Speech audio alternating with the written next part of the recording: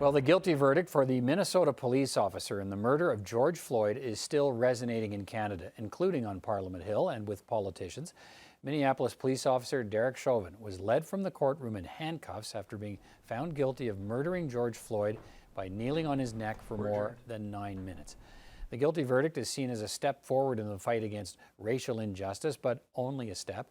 Much the same way it is being viewed here in Canada. I'm joined now by two members of the Parliamentary Black Caucus. Quebec Liberal MP Greg Fergus is the chair of the caucus, and Senator Wanda Thomas-Bernard is a member of the Progressive Senate group representing Nova Scotia. Thank you both for taking time to be with me this evening. I do appreciate it. Mr. Fergus, let me begin with you. What was your reaction when you heard this verdict? Relief. It wasn't joy, it wasn't justice, it was just relief.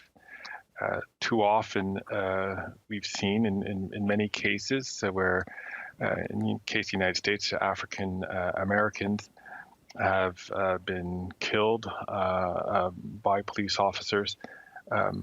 There isn't the videotape proof, and even sometimes when there is proof, the verdicts from the trials are not what most people who are outside of it would see, would expect.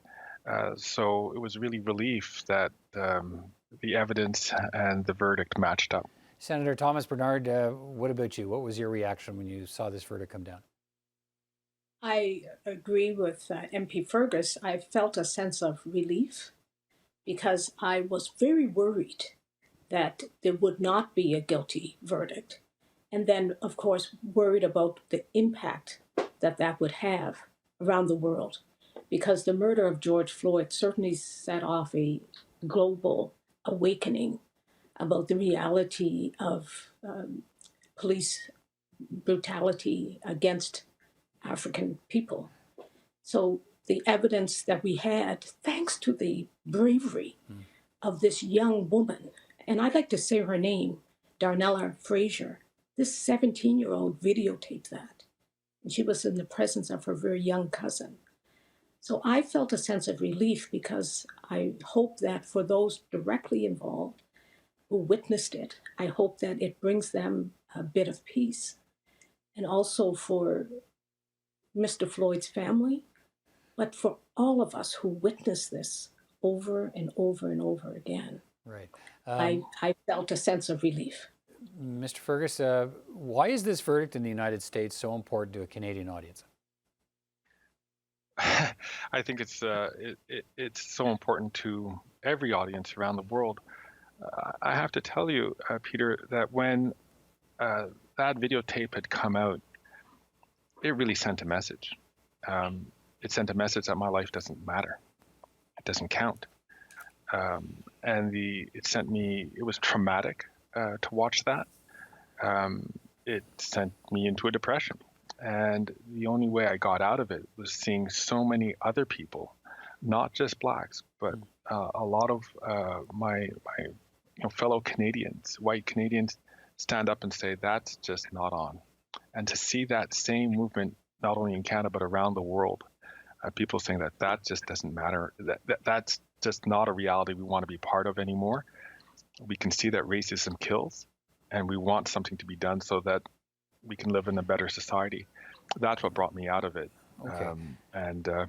I think that's the reason why it matters to people in Canada and matters to people around the world. Senator Thomas-Bernard, if I can, let's talk about what's happening in this country and the need to deal with problems in this country, and focuses on systemic racism and discrimination. This week's budget was a chance to do more. A total of nearly $500 million has been earmarked for the additional investments and changes in Black community support programs, enhanced collection of race-based data, public service recruitment, mental health supports, and Black entrepreneurial organizations.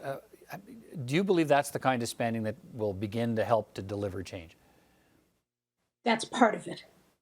And it certainly is a significant part to have money earmarked specifically to address these issues is very, very important.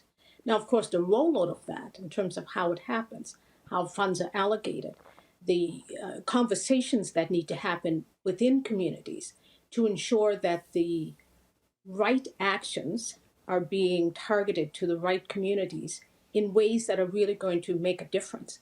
But beyond that, we also need to see a cultural shift, not just in policing, but in all of our organizations and all of our institutions where we know that systemic racism exists, that where we know that systemic anti-Black racism exists. We need to have change in those spaces so that when decisions are being made, when policies are being developed, they're developed with a different set of lenses so that we take the totality of these issues into account. Mr. Fergus, what's your view on that? And you know, what you see, I mean, the spending in this budget, is that merely a beginning? Well, you know, it started in 2018 in the 2019 budgets, where for those two budgets, for the first time ever, you saw spending that was directed at Canada's Black communities. But what we've seen in the 2021 budget is that the Prime Minister really made a strong engagement, and he took it up, you know, a quantum level in terms of support to say that, you know, Black lives do matter. And we do have a problem. There is anti-Black racism which exists in Canada. There is systemic discrimination which exists to many different racialized and Indigenous communities. And we need, you know, if we're gonna fight climate change, if we're gonna build a sustainable economy, well, we all have to be there together. And this is the reason why we're making these investments now. The senator is so right. It's more than about the money.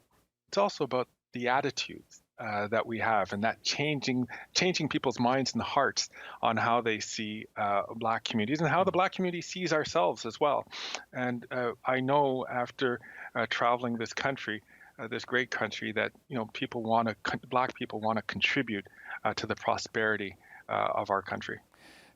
Senator, let me finish on you. The greatest challenge, of course, of change is a lack of momentum and something that can make it stall. Is what you're seeing in the country now, are you heartened by where you think we're headed, and do you feel a sense of momentum, and what's required to keep it going?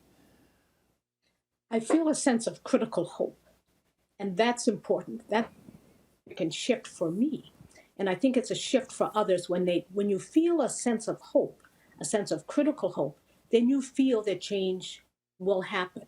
And if we have essentially all hands on deck working towards the same types of changes, then I think we have some momentum building. And we do see this building.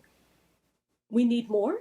More needs to happen, obviously, but I think that we're on a positive path forward. All right, MP Fergus and Senator Thomas Bernard, thank you for your perspectives this evening, and I know and I hope we'll get a chance to talk again, but thanks for your time tonight. It's been good to speak with you. Thank you, Peter.